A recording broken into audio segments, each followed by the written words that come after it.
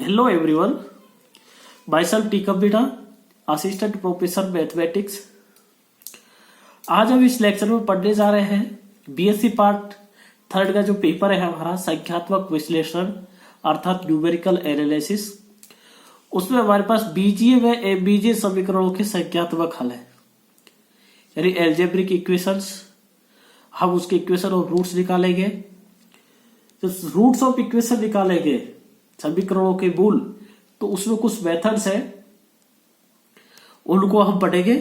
तो सबसे हम पहला आज एक क्वेश्चन करेंगे कि द्विभाजन विधि का प्रयोग करते हुए अर्थात बाइसेक्शन मेथड का यूज करना है अंतराल 0-1 में। अंतराल दे रखा है 0-1 में।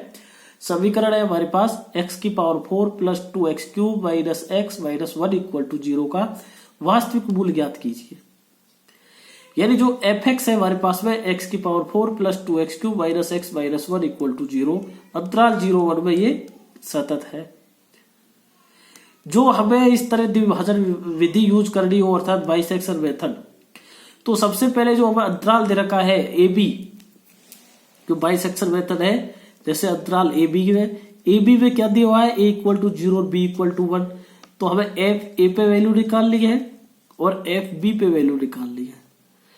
जब f a पे वैल्यू यदि नेगेटिव आए और ये पॉजिटिव आए, तो हम ये कहते हैं इस मेथड से कि f a ये नेगेटिव आएगा, <0 अर्थात नेगेटिव, तो इसका एक मूल इन दोनों के मध्य स्थित होगा।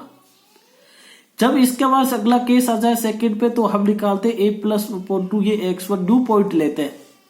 उसके बाद फिर यही मेथड यहां से अपनाते हैं उसमें।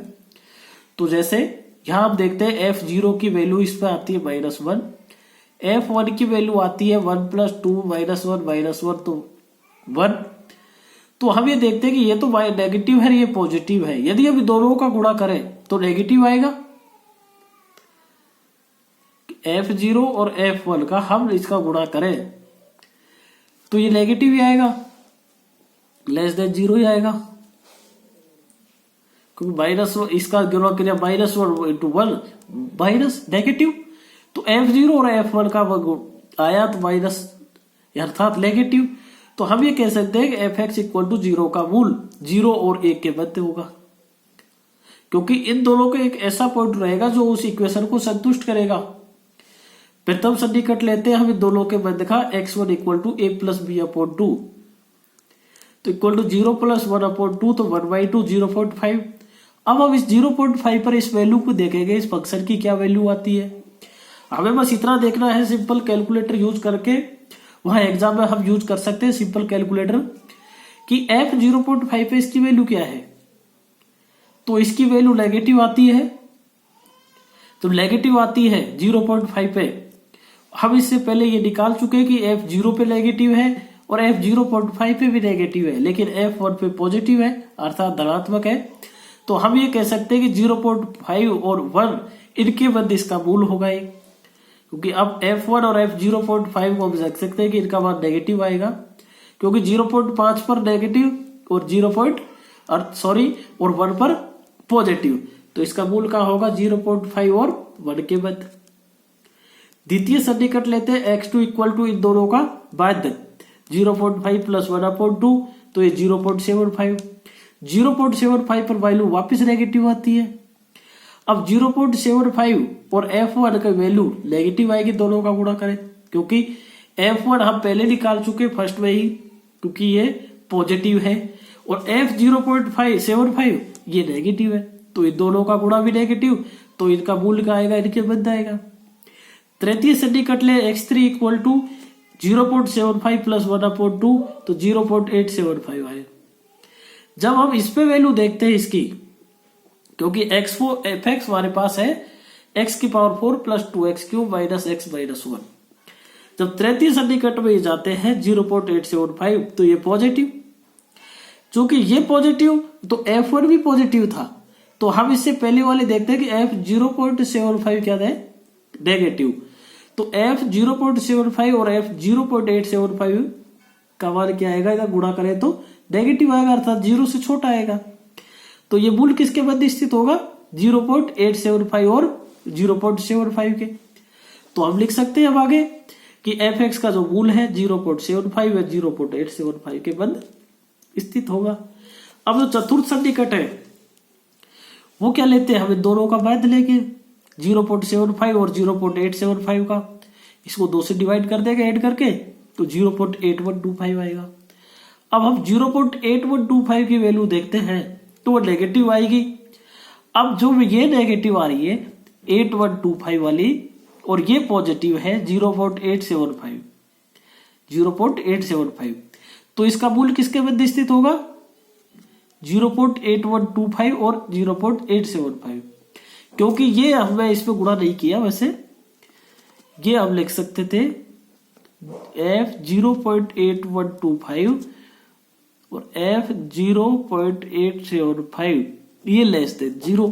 तो हम इस लाइन से लिख सकते हैं कि जो मूल है एपेक्स का इनके दोनों के मध्य होगा। क्योंकि एक का मान पॉजिटिव एक का मान नेगेटिव, तो उसका मूल क्लियर है और दोनों के मध्य होगा। ये हम स्टार्टिंग में क्लियर कर चुके हैं इस चीज को। अब पंचम सन्निकट है तो अभी दोनों का मूल लेते हैं। तो दोनों का मूल लेने के हम क्या करते हैं, इनका दोनों का माध्य लेके तो इनको ऐड करके दोनों को भाग दे देते हैं 2 से। तो ये आएगा 0.8438। इस पर वैल्यू देखते हैं, नेगेटिव आती है। किस पर, 0.8438। अब नेगेटिव है, हम इसके नियरेस्ट पॉजिटिव देखते हैं किस पे थी वैल्यू हमारी। तो हमने देखते हैं कि ये इस पर नेगेटिव थी 0.8125 पे। अब 0.875 पे पहले ये निकाल चुके पॉजिटिव है, तो अब दोनों का गुणा करें तो नेगेटिव आएगा। तो मूल किसके मध्य हुआ, 0.8438 में 0.875 के मध्य। अब जो षष्ठम सन्निकट है छठा, वही दोनों का माध्य ले लेते हैं, तो आएगा 0.8594 और 0.8594 पर वापस वैल्यू निकालते हैं तो वो हमारी नेगेटिव आएगी। कि मैं डायरेक्ट इसमें सिंपल कैलकुलेटर यूज करते हुए ये डायरेक्ट नेगेटिव वैल्यू निकाली है। अब जो नेगेटिव वैल्यू है ये पॉजिटिव किस पर थी, 0.875 पर, क्योंकि सारी और नेगेटिव होती गई। इसके नियरेस्ट 0.875 जो यहाँ पे है वो पॉजिटिव था, ये नेगेटिव है। अब जब इस पे नेगेटिव है 0.8594 पे, तो अभी दोनों का गुणा करते हैं 0.8594 और 0.875 पर इन फंक्शंस की वैल्यू दोनों का गुणा करते हैं तो नेगेटिव आएगा। क्योंकि इस पे तो पॉजिटिव था, इस पे नेगेटिव। पॉजिटिव और नेगेटिव दोनों का गुणा करें तो नेगेटिव आएगा, क्लियरली 0 से छोटा होगा। अतः इनका मूल किसके मध्य होगा, फंक्शंस का इन दोनों के मध्य होगा, 0.8594 व 0.875 के मध्य। इसके लिए हम सप्तम सन्निकट ले लेते हैं x और दोनों का माध्य 0.8594 प्लस 0.875 तो 0.8672। तो यह एफ एक्स इक्वल टू 0 के वास्तविक मूल का एक अच्छा सन्निकट मान है। इससे और यदि निकालते तो हम ये देखते कि इस पे एफ एक्स 7 पे इसकी वैल्यू पॉजिटिव है या नेगेटिव है। क्योंकि 0.875 पे तो पॉजिटिव है, इस पे वैल्यू दिखाते तो ये इसके एक सन्निकट मान आ जाता है जो अभिसरण की संतुष्ट को करता है। अब ऐसे नेक्स्ट लेक्चर में हम पढ़ेंगे जो इसी कुछ मेथड्स और है, जैसे मिथ्या स्थिति और न्यूटन रेप्सन।